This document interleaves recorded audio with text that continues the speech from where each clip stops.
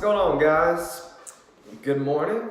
Another day, another nutrition talk.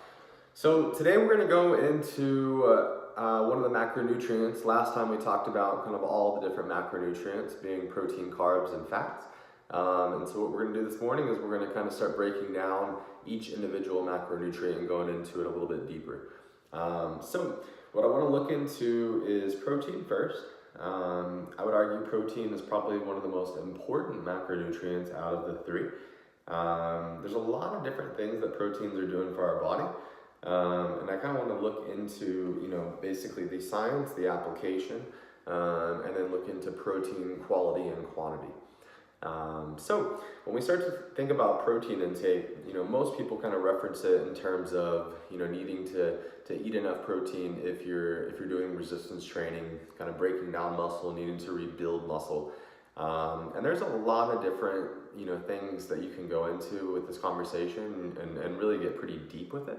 But for the simplicity of this conversation, really I want you to start thinking about protein intake as something one that, yes, we are trying to use to help our bodies, basically maintain muscle mass or even increase muscle mass, as well as help with, fat loss. So, individuals that are trying to lose weight, lose fat, it's extremely important for them to eat it, at least basically 1 gram of protein per pound of body weight to kind of help and assist with the process of burning body fat. The only, I guess, thing that we need to look into is if there was an individual that was, 300 pounds plus, something like that, and they had a whole bunch of weight to lose, or even if they were less than 300 pounds, but if they had a bunch of weight to use, we'd actually want to go off of the muscle mass number. So what I would recommend there is I would say 1 gram of protein per pound of muscle, right? So if you were 220 pounds and you had 180 pounds of muscle, cool, we would go off of 180 rather than 220. And that way you would eat 180 grams of protein versus 220 grams of protein. So when we look into protein, yes, it is something that's helping us build, maintain muscle mass. It's helping us recover from our workouts. When we're doing resistance training, we're breaking down muscle tissue, right? And so we need proteins. We need specifically those amino acids to kind of help with the rebuilding process and the recovery process. And so that's a really big important piece.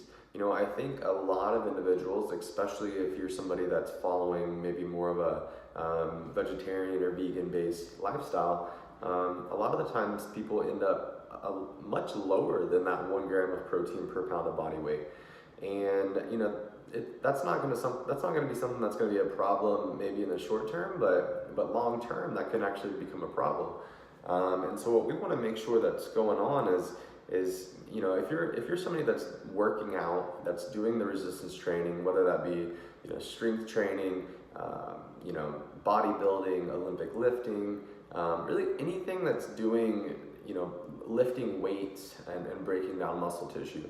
If you're constantly under eating protein, it's going to be really hard for your body to be able to maintain its muscle mass, through your sport endeavor or through your workout program, as well as it's going to be a lot harder for you to be able to burn body fat, because if you're constantly under eating protein intake, that's going to be another thing that's going to basically slow down the process of burning body fat. So a good metric to kind of look for on the quantity side is basically just thinking to yourself, 1 gram of protein per pound of body weight. Okay, and like I said, if you're a bit heavier, then just go off of your muscle mass number, and that can be obtained by doing something like a DEXA Fit scan and determining what your fat mass versus your lean mass is. So you can go down that route if needed. So when we're starting to think about 1 gram of protein per pound of body weight for individuals that are doing resistance training, any strength training work, what that typically would look like. So for me, I weigh about 185 pounds. So I would be shooting for 185 grams of protein per day. Okay. And so if we're purely just talking about quantity here, well, 185, okay, if I'm eating breakfast, lunch, and dinner, okay, just that alone, that would mean that I would need to probably get somewhere around like 60 grams of protein in those three major meals in order to add up to 180, 185 by the end of the day. Now that's a lot. Typically a 6-ounce chicken breast is about 45 grams of protein.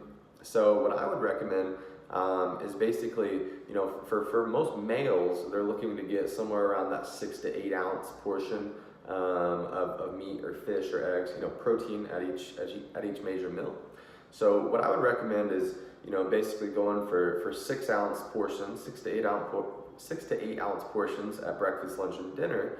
And then what I would, if you needed to do a post-workout shake, obviously you could get protein there.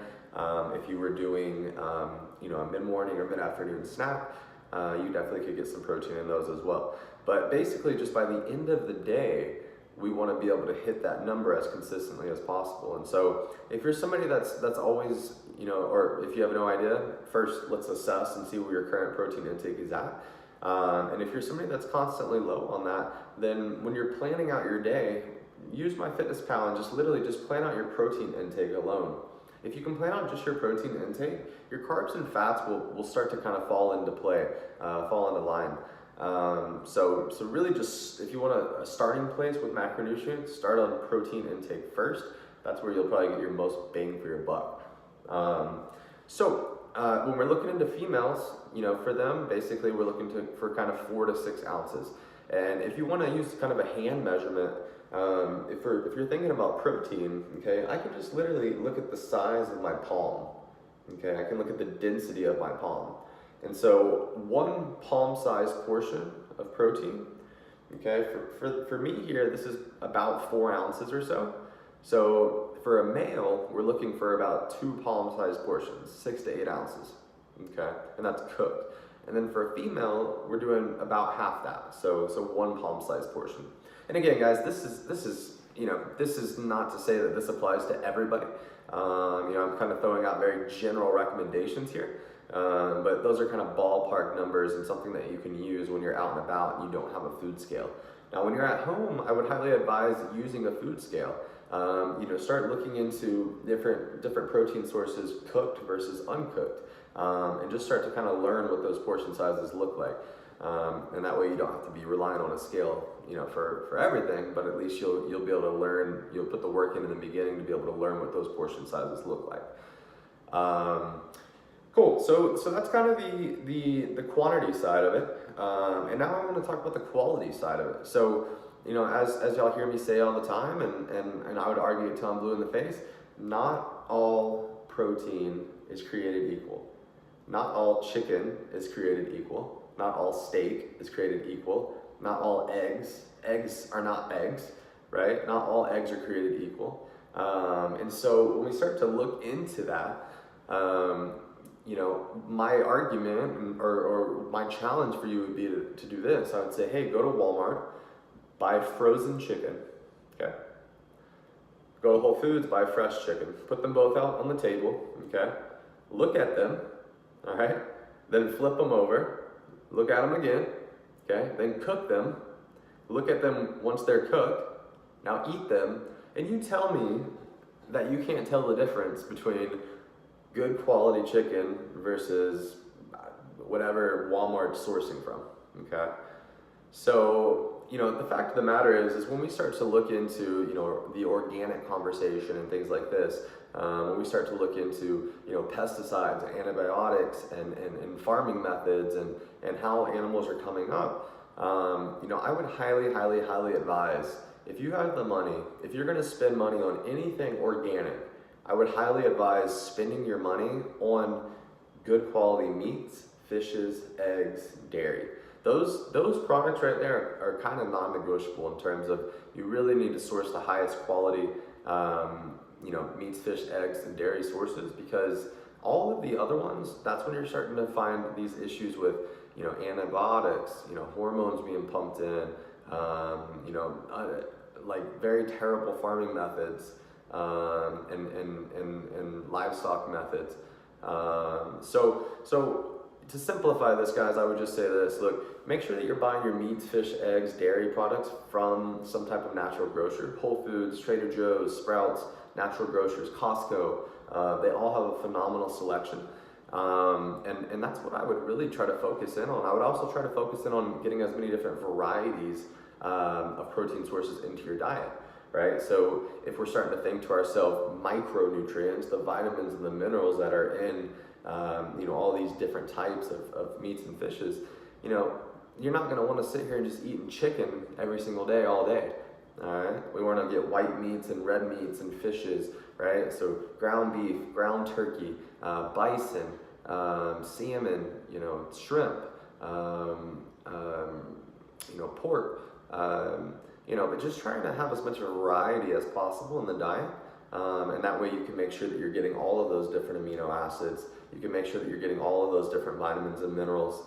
And one, it's just keeping the variety up. It's keeping things interesting. It's not making, it's not allowing your diet to get too bland and boring. So what I would say, guys, on the food quality side of things, make sure that you're sourcing these foods from a natural grocer.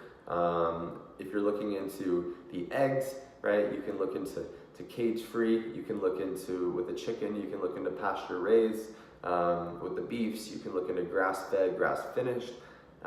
These are all kind of taglines that you can look into, but I think at the end of the day, so that you don't get too confused, really just think about where you're sourcing your food from. Try to source it from the highest quality places that you can, and over all of the groceries that you buy, please, please, please spend the extra money on the meats, the fishes, the eggs, and the dairy products, and that will ensure that you are sourcing the highest quality of those things. So guys, hope this helps. This is basically a quick talk on protein, one of the macronutrients we're going to address here. Next up, I'm going to dive into fats specifically, and then also carbohydrates specifically. So hope this helps. Guys, y'all have a great day.